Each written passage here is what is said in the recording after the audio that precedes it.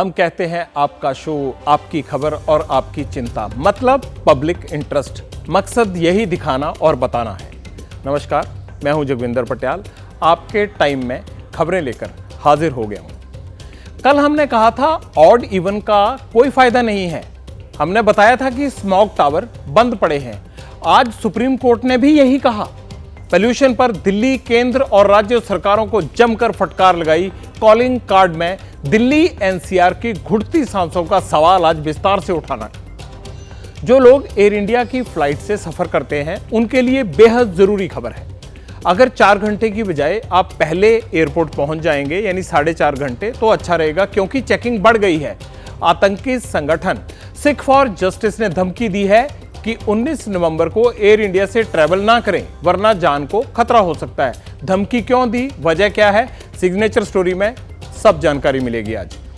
मुद्दा बेरोजगारी का हो या नौकरी का, जहां आपका हित वहां पब्लिक इंटरेस्ट।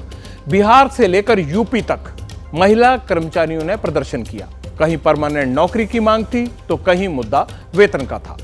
मगर मिला क्या? लाठीचार्ज और आश्वासन। फैक्ट फाइंडिंग में आपके हक की आवाज आज बुलंद करेंगे हम। अमरनाथ यात्रियों के लिए एक अच्छी खबर है। अब तक पहलगाम और बालटाल से आगे पैदल यात्रा करनी पड़ती थी, लेकिन अब सड़क पर जा सकती है आपकी गाड़ी, क्योंकि टेस्टिंग हो गई है। सवाल यह है कि अगर अमरनाथ गुफा तक गाड़ी से पहुंचा जाएगा तो वहां गर्मी बढ़ेगी, पोल्यूशन बढ़ेगा, तो क्या शिवलिंग को असर पड़ेगा, उसके आकार पर असर पड़ेगा? आज एक्सक्लूसिव स्टोरी इसी पर है।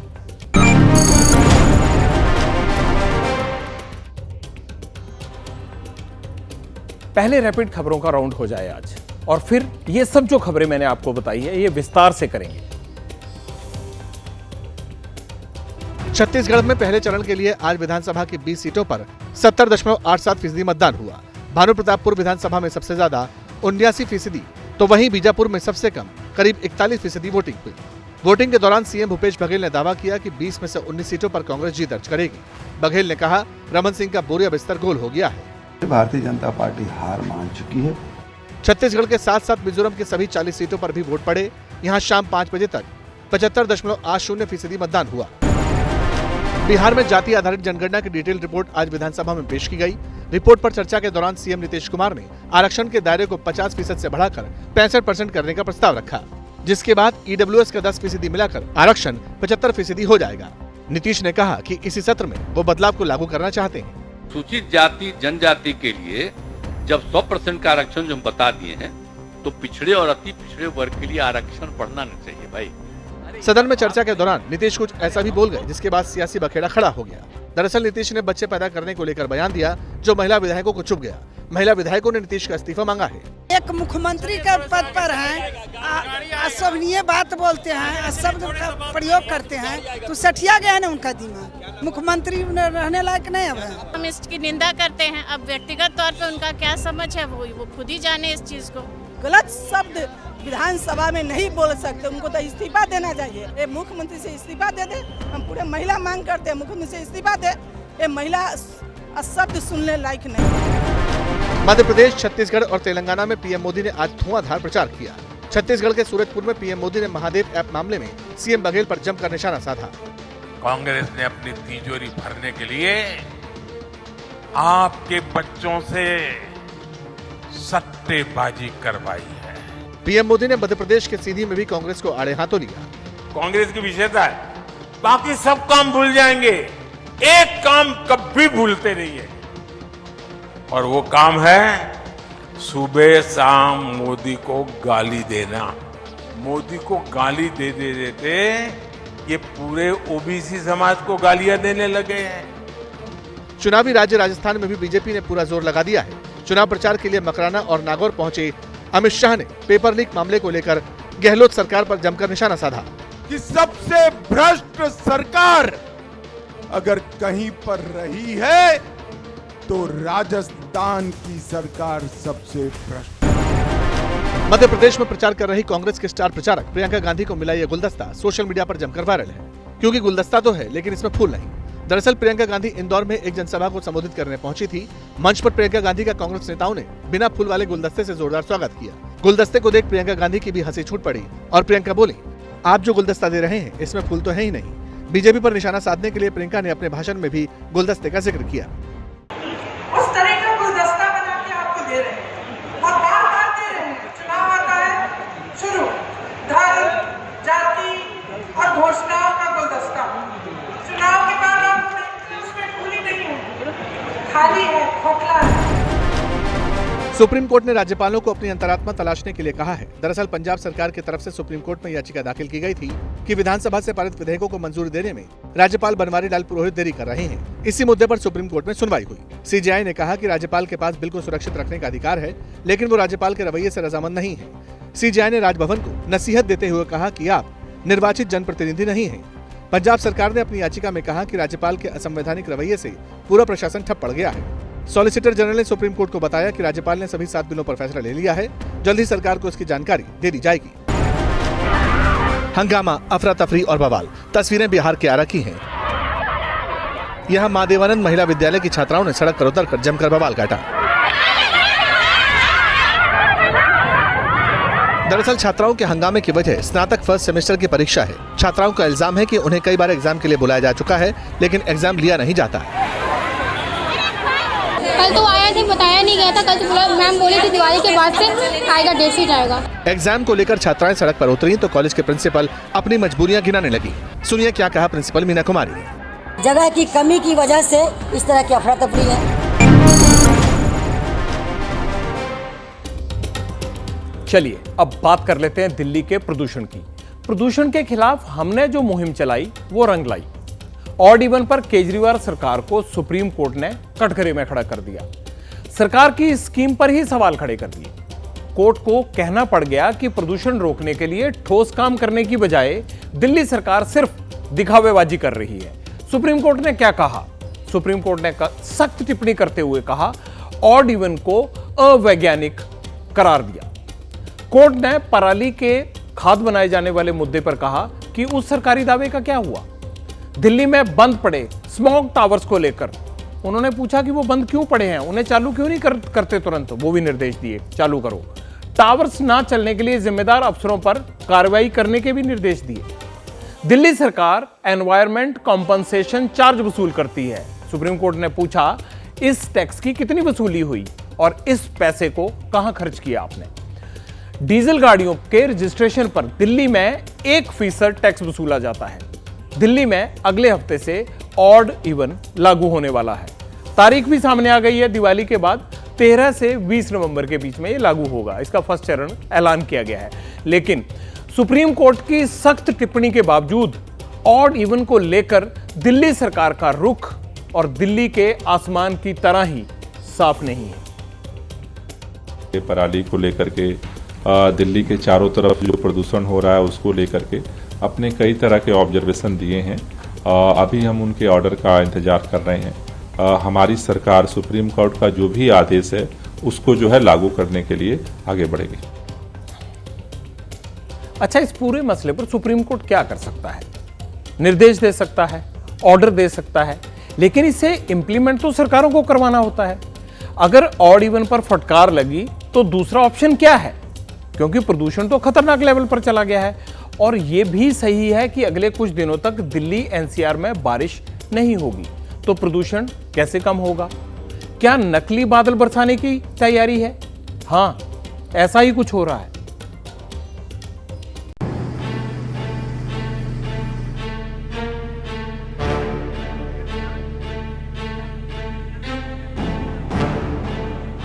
तरीका तो यही बचा है।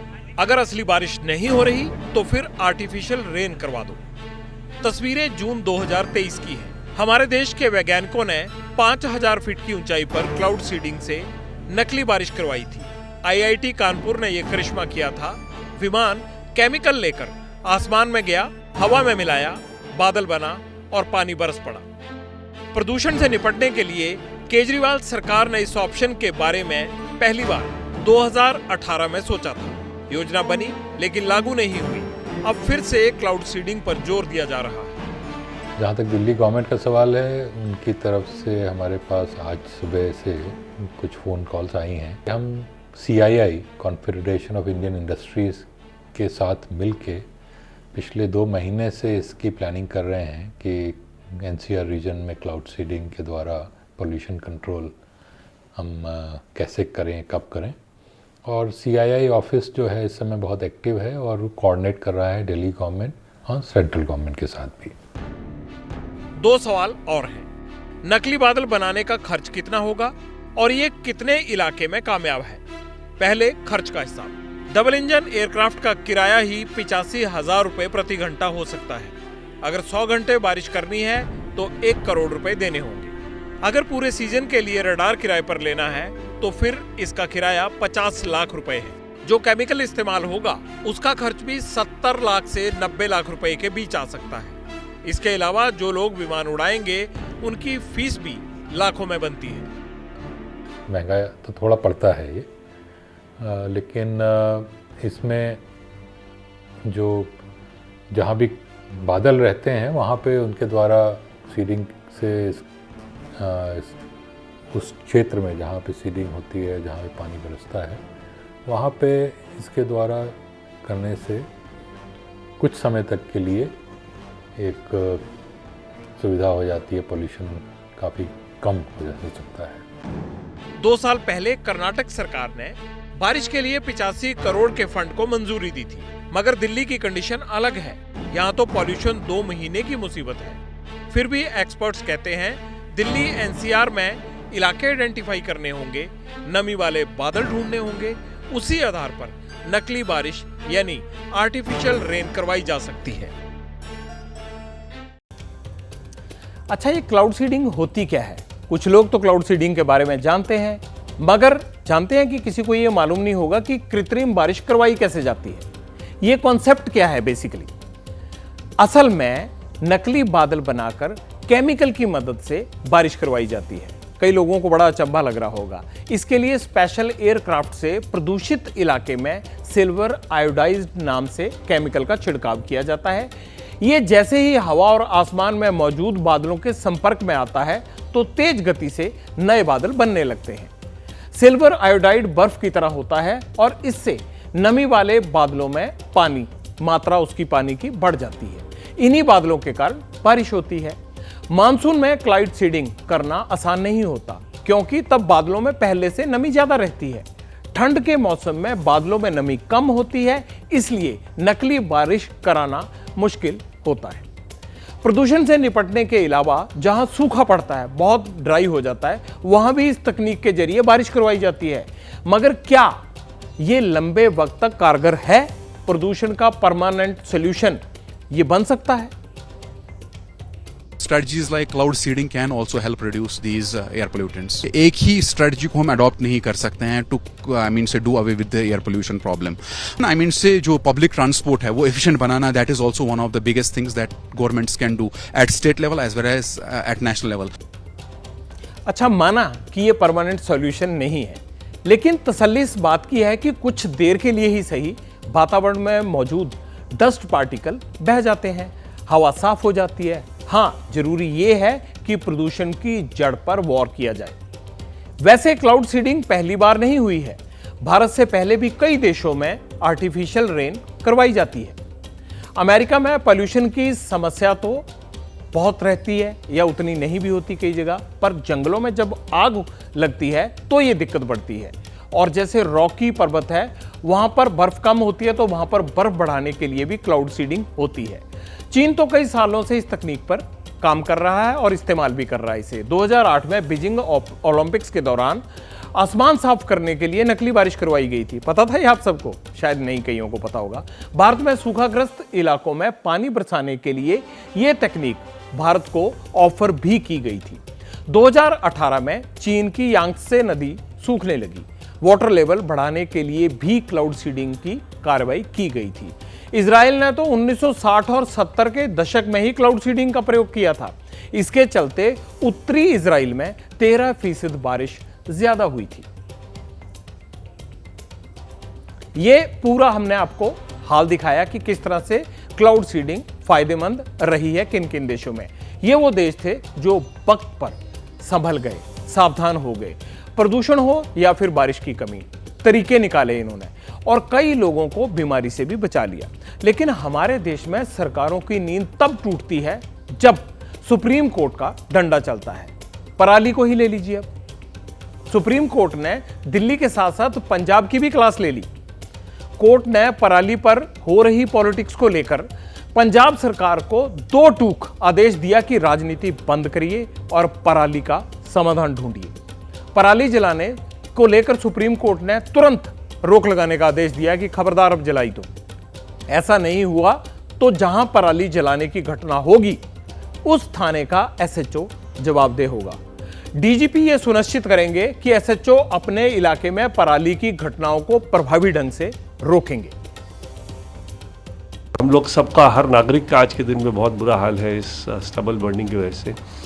तो मेन प्रॉब्लम ये आ रहा है कि जो पंजाब में जो क्रॉप बर्न कर देते हैं उसका सोल्यूशन कोई साल नहीं निकल रहा। अगर आप उनके चारों ग्रैप ऑर्डर्स देखिए, 1 से 4 ग्रैप ऑर्डर, उसमें नेबरिंग स्टेट का कोई जिक्र भी नहीं है, स्टबल बर्निंग का कोई जिक्र भी नहीं है, और जो दूसरा जो प्रदूषण हो रहा है उनसे कोई जिक्र नहीं है। ये ग्रैप में कर क्या रहे हैं, छोटे छोटे जो होते हैं कंस्ट्रक्शन बैन, जिससे लोगों को परेशानी ज़्यादा होती है और उससे इफेक्ट उसका जीरो। पंजाब में अक्टूबर और नवंबर के महीने पराली धड़ल्ले से जलाई जाती है। ऐसा हरियाणा में भी होता है क्योंकि धान की कटाई के बाद बचने वाले वेस्ट को आग लगाई जाती है। पराली का मुद्दा आते ही पंजाब और हरियाणा एक दूसरे के खिलाफ तलवारें निकाल लेते हैं। आज सुप्रीम कोर्ट ने इसी सियासी पैंतरेबाजी पर बहुत नाराजगी जताई।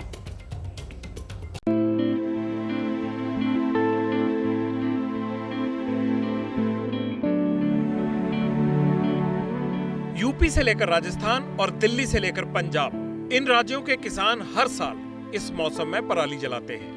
लेकिन दिल्ली के आसमान में कहां का धुआं छाया है ये सिर्फ पंजाब सरकार को पता है। सब तो ਵੱਧ ਕੇਸ ਜਿਹੜੇ ਨੇਗੇ ਉਹ ਯੂਪੀ ਉੱਤਰ ਪ੍ਰਦੇਸ਼ ਚ ਆ ਰਹੇ ਨੇ ਕਿ ਦੋਨਾਂ ਜਗ੍ਹਾ ਦੇ ਉੱਤੇ ਭਾਰਤੀ ਜਨਤਾ ਪਾਰਟੀ ਦੀ ਸਰਕਾਰ ਆ। ਸੋ ਕੇਂਦਰ ਸਰਕਾਰ ਨੂੰ ਕਿ ਸਾਡੇ ਦਾ ਵਿਤਕਰਾ ਕਰਨਾ ਕਰ ਲਵੇ, ਘੱਟੋ ਘੱਟ ਹਰਿਆਣੇ 'ਚ ਤਾਂ ਪੈਸੇ ਦੇ ਦੇਵੇ, यूपी 'ਚ ਤਾਂ ਪੈਸੇ ਦੇ ਦੇਵੇ।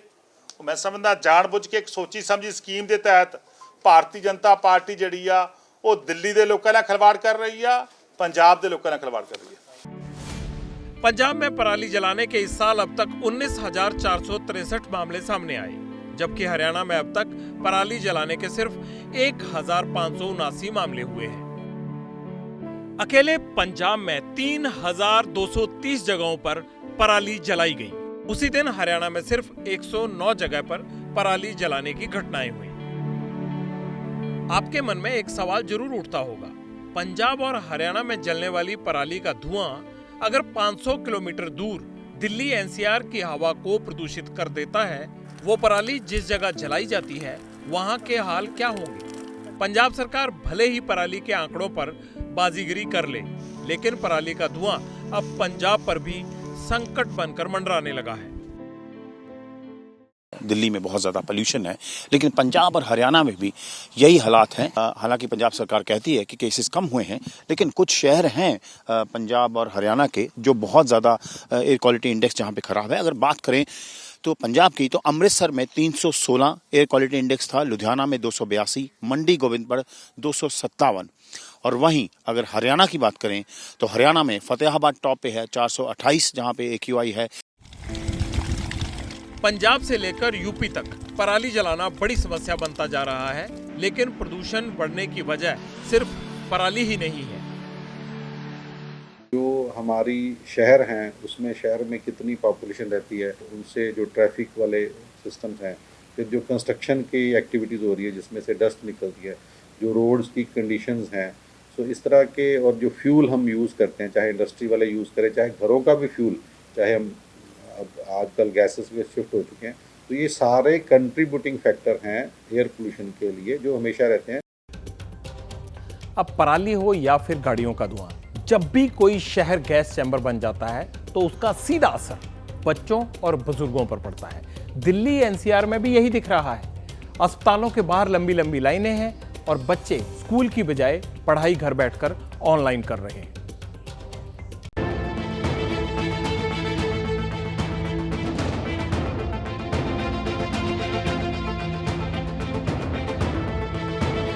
अदिति 7वीं क्लास में पढ़ती है।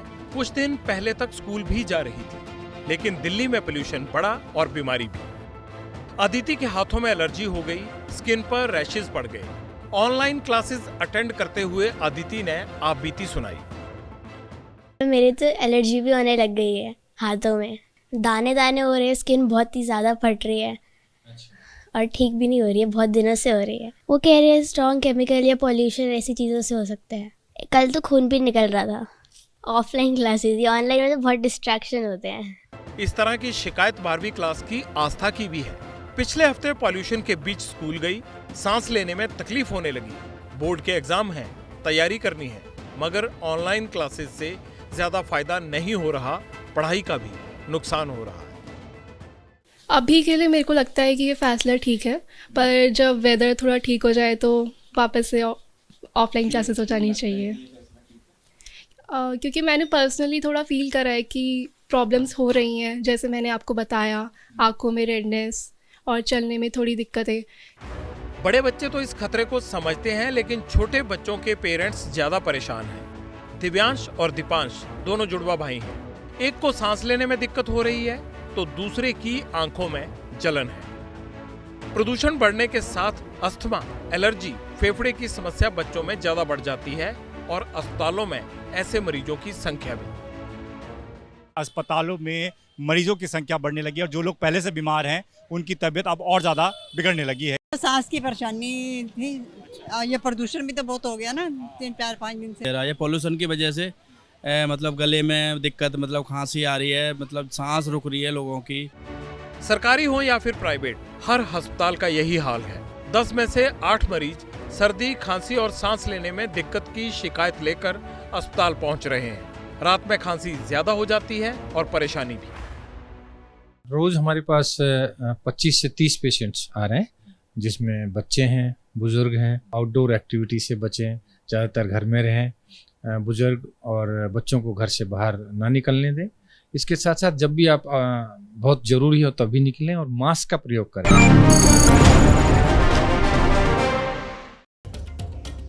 अगले साल नवंबर और दिसंबर के महीने हमें ये कवरेज ना करनी पड़े। पंजाब, हरियाणा, दिल्ली, राजस्थान की सरकारों को सुप्रीम कोर्ट में झाड़ डांट ना खानी पड़े। बच्चे स्कूल जाएं, ना कि अस्पताल।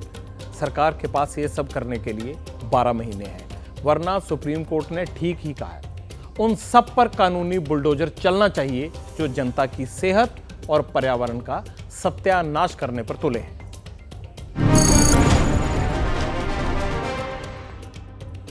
ये तो चलो प्रदूषण जो नहीं रोक रहे हैं उनका हिसाब कर रहे थे हम। हिसाब एक और आदमी का करना बनता है, क्योंकि ये शख्स भी खामखा आम जनता के लिए मुसीबतें खड़ी कर रहा है। कौन है ये शख्स, बताएंगे। पर पहले ये जान लीजिए कि अगर आप एयर इंडिया की फ्लाइट से ट्रैवल करते हैं तो ये खबर आपके लिए इसलिए जरूरी है कि सुरक्षा कारणों से आपको अब घर से थोड़ा और जल्दी निकलना होगा, क्योंकि एयरपोर्ट पर अब मुसाफिरों की तगड़ी चेकिंग हो रही है। और इसकी वजह क्या है? इसकी वजह है खालिस्तानी आतंकी गुरपतवंत सिंह पन्नू। पन्नू ने धमकी दी है कि 19 नवंबर को एयर इंडिया की फ्लाइट से ट्रैवल ना करें, जान का खतरा हो सकता है। इसके बाद DGCA यानी directorate general of civil aviation ने कड़े कदम उठाए हैं। नए नियम क्या हैं फ्लाइट पकड़ने के लिए, अब ये जान लीजिए। दिल्ली और पंजाब के एयरपोर्ट्स पर एयर इंडिया से सभी यात्रियों को 2 बार सिक्योरिटी चेक से गुजरना पड़ेगा। इस दौरान एयरलाइंस का स्टाफ यात्रियों और उनके हैंड लगेज यानी जो हाथ में लेकर जाने वाला सामान है उसकी दोबारा चेकिंग करेगा। एयरलाइन स्टाफ विमान में चढ़ने से पहले तीसरी बार यात्रियों को उनके सामान की जांच कर सकता है। इंटरनेशनल एयरपोर्ट यानी दिल्ली एयरपोर्ट की बात कर रहा हूं मैं कि टर्मिनल बिल्डिंग में विजिटर्स की एंट्री बंद हो गई है।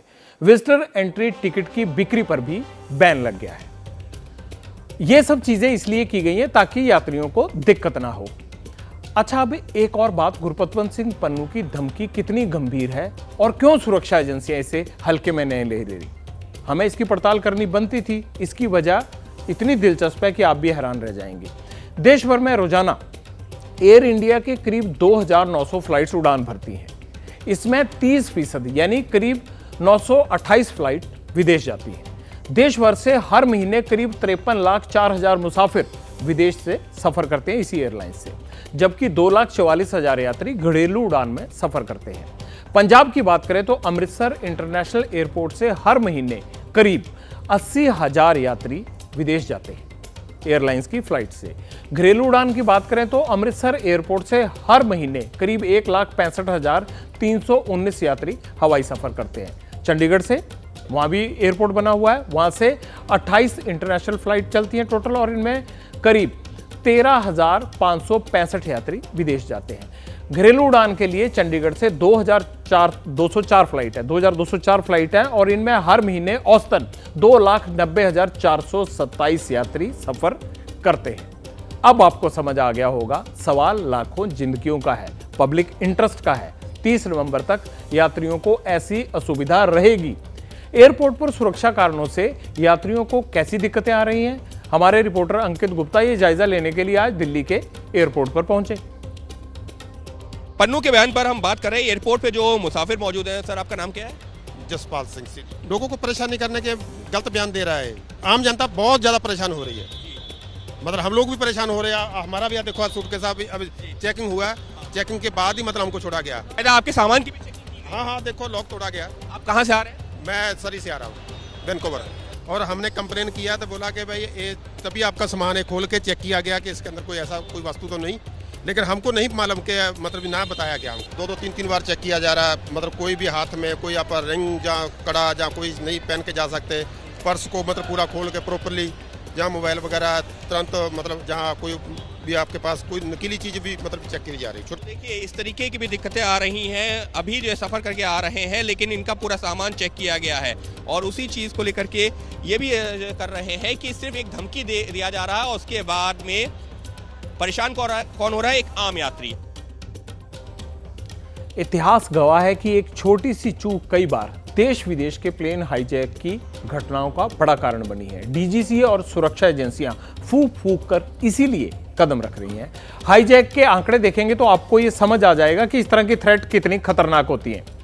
देश में एयर इंडिया का पहला प्लेन 30 जनवरी 1971 को JKLF यानी जम्मू कश्मीर लिबरेशन फ्रंट के 2 आतंकियों हाशिम कुरैशी और आसिफ कुरैशी ने हाईजैक किया था। वो प्लेन को लाहौर ले गए थे। 2 फरवरी को आतंकियों ने प्लेन फूंक दिया, उससे पहले यात्री छुड़ा लिए गए थे। 10 नवंबर 1976 को बोइंग 737 को दिल्ली के पालम हवाई अड्डे से 6 आतंकियों ने हाईजैक किया। प्लेन को कराची ले गए जहां यात्रियों को रेस्क्यू किया गया।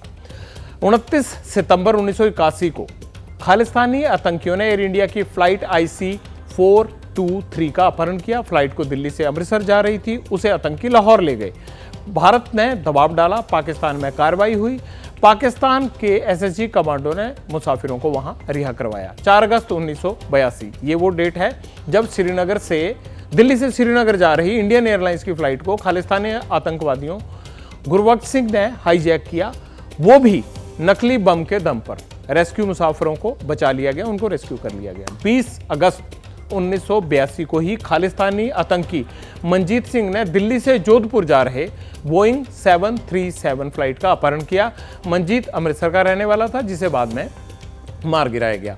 24 अगस्त 1984 पंजाब में सभी खालिस्तान के आतंकवाद की घटनाएं हैं। तब क्या हुआ था? तब दिल्ली श्रीनगर जा रही IC421 फ्लाइट को हाईजैक किया गया। 100 मुसाफिर थे इस फ्लाइट में। 7 खालिस्तानी आतंकियों ने अलग अलग राज्यों की मांग को लेकर यह अपहरण किया था। 23 जून 1985 को एयर इंडिया की फ्लाइट बोइंग 747 का अपहरण टोरंटो में हुआ। पंजाब टेरर ग्रुप बब्बर खालसा ने इसको जिम्मेदारी ली, उसमें इसका हाथ था। 24 दिसंबर 1999 को इंडियन एयरलाइंस के विमान IC814 का हाईजैक किया गया। तब वो काठमांडू के त्रिभुवन इंटरनेशनल एयरपोर्ट से दिल्ली की उड़ान भर रहा था। विमान में 176 पैसेंजर थे। कंधार ले जाया गया था उस फ्लाइट को।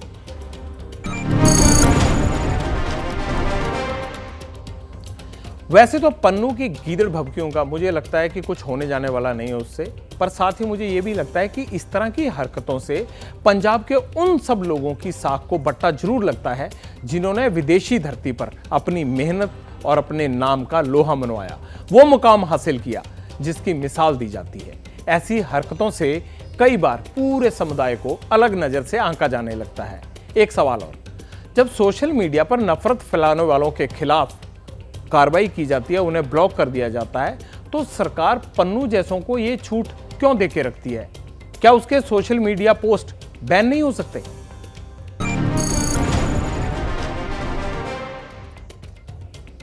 अब सवाल तो नौकरी का भी है, लेकिन सुनता कौन है?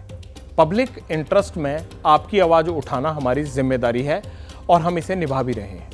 बिहार और यूपी में महिला कर्मचारियों ने प्रदर्शन किया क्योंकि उनसे वादा किया गया था नौकरी जारी रहेगी, वेतन बढ़ेगा, बढ़ा हुआ वेतन मिलेगा, मगर बिहार में आंगनवाड़ी कर्मचारियों का पैसा नहीं बढ़ा। यूपी में तो संविदा कर्मियों को नौकरी से ही निकाल दिया गया।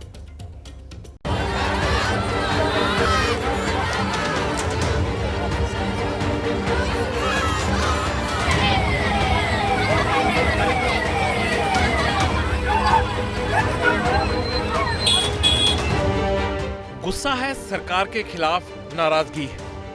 पटना विधानसभा से महज 2 किलोमीटर दूर हजारों आंगनवाड़ी सेविका इकट्ठा हुई। मांग बस इतनी थी कि नीतीश कुमार अपना वादा पूरा करें, वेतन बढ़ जाए। लेकिन जब किसी ने नहीं सुना तो आर पार की लड़ाई के मूड में आ गई।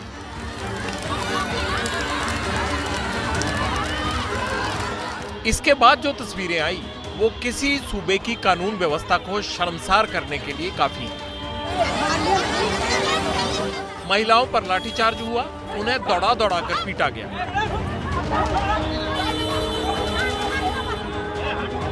इतने से मन नहीं भरा तो महिला कर्मियों पर पानी की बौछार छोड़ी गई। अब सुनिए मसला क्या है। दरअसल बिहार में कुल 1,14,000 आंगनबाड़ी केंद्र हैं। इन्हें चलाने के लिए करीब 2,28,000 आंगनबाड़ी सेविका और सहायिका है। आंगनवाड़ी सेविका को 5,950 रुपए मानदेय मिलता है और सहायिका को 3,000 रुपए। आंगनवाड़ी सेविकाओं की मांग है कि उन्हें या तो सरकारी नौकरी मिले या फिर मानदेय बढ़ाकर 25,000 रुपए कर दिया जाए। इसी तरह आंगनवाड़ी सहायिका चाहती हैं कि तनख्वाह 18,000 रुपए महीने हो जाए। सरकार हम लोग को कहती है कि एक तरफ कहती है कि बेटी बचाओ बेटी पढ़ाओ, एक तरफ हम लोग को रोड पे ला करके खड़ा कर दिए हैं। 4 घंटा के काम पे 24 घंटा काम करते हैं हम लोग। और आपके सामने में हमारी बहनों पर पुलिस कर्मी ने लाठी चार्ज करने का काम किया है, जो आप लोग खुली आंखों से देखे हैं। हम लोग को मात्र वो अपना जो उनका मजदूरी है, न्यूनतम मजदूरी वो तो दे। ये वही महिलाएं हैं जिन्होंने कुछ दिन पहले नीतीश सरकार के लिए जातिगत जनगणना की एक्सरसाइज को अंजाम दिया था। घर घर जाकर लोगों का डाटा इकट्ठा किया था। अब इन्हीं पर लाठियां भांजी गई।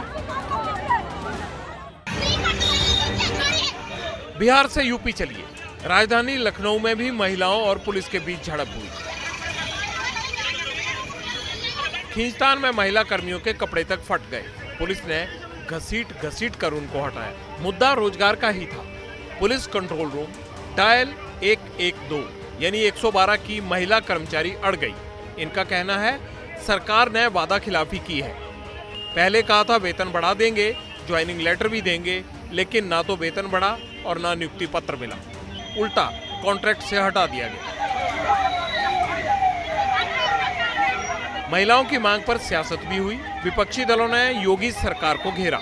ट्वीट करके मांगों के समर्थन में रस्मनिवादी नेता मिलने तक नहीं गए। पुलिस ने कुछ प्रदर्शनकारियों को हिरासत में ले लिया, मगर नौकरी मिलेगी, पैसा बढ़ेगा या नहीं, सवाल अब भी बरकरार है।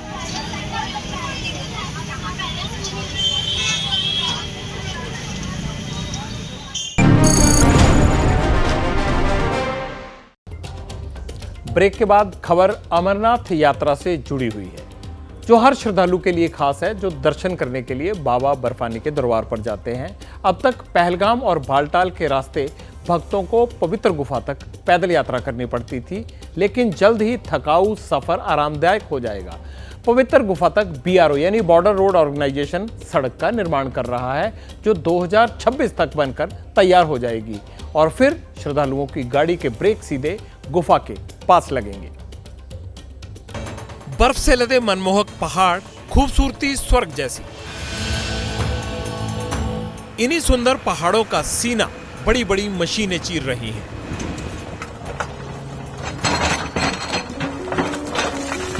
तस्वीरें जम्मू कश्मीर के बालटाल की हैं। BRO यानी बॉर्डर्स रोड ऑर्गेनाइजेशन यहां सड़कें बना रहा है, जो सीधे बाबा बर्फानी की गुफा तक जाएंगी। सेंट्रल गवर्नमेंट ने भी बॉर्डर रोड को हमें हिदायत दी है कि इन दोनों तरफ के ट्रैक्स को अच्छे से मेंटेन किया जाए, जिससे जो श्रद्धालु हैं वो अच्छे से आए और अपना दर्शन कर सकें। बीआरओ ने अमरनाथ गुफा तक सड़कें बनाने का काम इसी साल जून के महीने में शुरू किया और महज 5 महीने में गुफा के करीब तक बीआरओ की गाड़ियां, मशीनें और दूसरे उपकरण पहुंच भी गए। श्रद्धालुओं की गाड़ी आखिर कब गुफा के बाहर पार्क हो जाएंगी, इसका प्लान भी सुनिए। ये ट्रैक हमने सबसे पहले इसको वाइडन किया है, चौड़ा किया है, क्योंकि संख्या बढ़ती जा रही है और कई जगह पर उसका जो ग्रेडियंट था उसको ठीक किया है, टर्निंग ठीक की है। उसके साथ में उनकी सेफ्टी के लिए हैंड रेल्स लगा रहे हैं बालटाल की तरफ सब जगह पे, और प्रोटेक्टिव वर्क्स बहुत ज्यादा आ रहे हैं। अमरनाथ गुफा तक श्रद्धालुओं को 2 रास्ते पहुंचाते हैं। पहला पहलगाम से चंदनवाड़ी के रास्ते और दूसरा श्रीनगर से बालटाल होते हुए। बालटाल से पवित्र गुफा 14 किलोमीटर की दूरी पर है। यहाँ से यात्री पैदल ही जाते हैं और चंदनवाड़ी से भी करीब 11 किलोमीटर का पैदल ट्रैक है। बालटाल से सड़क बन रही है और चंदनवाड़ी से सुरंग। बॉर्डर रोड थोड़ी थोड़ी दूर पर अपना साइनेज भी बना रहा है, रेन शेड भी बना रहा है और कई नई नई चीजें कर रहे हैं जो आप लोग देखेंगे जब ये यात्रा शुरू होगी। काम जोरों पर है। दिलचस्प ये भी है कि महादेव के श्रद्धालुओं के लिए सड़क बनाने का काम कई मुस्लिम भाई भी कर रहे हैं। अभी जो बीआरओ का काम चल रहा है सर, तो इसमें अभी कोई दिक्कत नहीं होगी। पैदल वालों को, घोड़े वालों को कोई दिक्कत नहीं होगी। यात्रा अच्छा आना चाहिए, कोई प्रॉब्लम नहीं है, कोई नहीं, अच्छा रोड है। डेली 2 मिनट के बाद भी पथराते हैं, 2 मिनट के बाद भी पथराते हैं, लेकिन हम भी पीछे नहीं हटते, हम भी काम करते रहते हैं इसमें। लेकिन बहुत दिक्कत है इसमें, इंशाल्लाह इतना दिक्कत अभी नहीं रहेगा। श्रद्धालुओं की गाड़ियां गुफा तक पहुंचाने के लिए और सफर को सुविधाजनक बनाने के लिए सरकार मोटी रकम खर्च कर रही है। इस प्रोजेक्ट के तहत खन्नाबल से चंदनवाड़ी तक 73 किलोमीटर सड़क बनेगी। इसे बनाने के लिए 1800 करोड़ रुपए की लागत आएगी, जबकि चंदनवाड़ी से पंचतरनी और बालटाल तक 37 किलोमीटर की दूरी है। यहां तक सड़क बनाने के लिए 3500 करोड़ रुपए खर्च होंगे। पंचतरनी तक 10.8 किलोमीटर लंबी सुरंग बनाई जा रही है, जो 2026 तक बनकर तैयार हो जाएगी।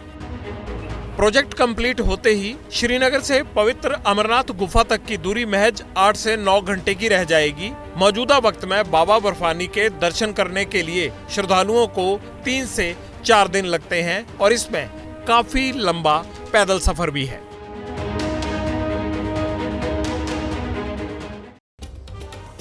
अच्छी खबर थी ना, पर बस शिवलिंग के आकार पर फर्क नहीं पड़ना चाहिए।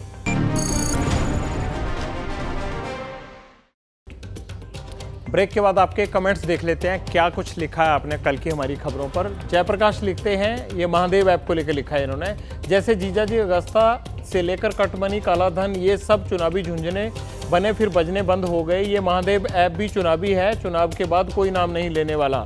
हमने तो अरविंद केजरीवाल को आरोप लगाते देखा है, फिर ऐप बैप की क्या बिसात, मात्र झुंझुना है। चलिए, सब समझती है पब्लिक। ये क्या लिख रहे हैं, ये रश्मिका वाले केस पर आया है। That's just the tip of an iceberg of what artificial intelligence can do, and its misuse of more dangerous to the whole humanity.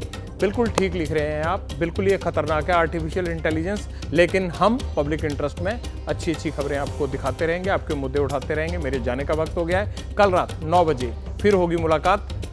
शुभ रात्रि।